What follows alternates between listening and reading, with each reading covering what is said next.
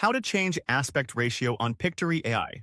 Maybe you want to make a video in Pictory and want to change the size of the video to use in different platforms and need different aspect ratio.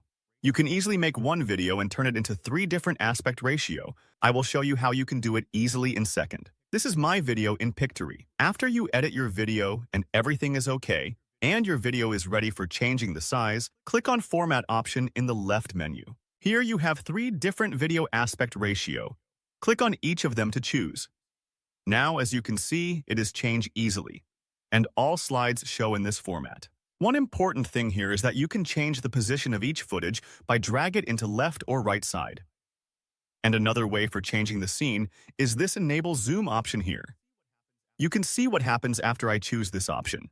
If you need it, you can easily use it, and you can also apply it to all slides easily. I show you this option. Maybe sometimes you need this option. If you want to change the size of the caption based on the new ratio, you can easily change them by clicking on it, and then change anything you want from this toolbar above. And after all edits, you can easily watch the preview from the preview option here. And after that, if everything is okay, you can download the video and use it. To download the video, you will need a premium account. To get a premium account with discount, you can add this coupon code to this box.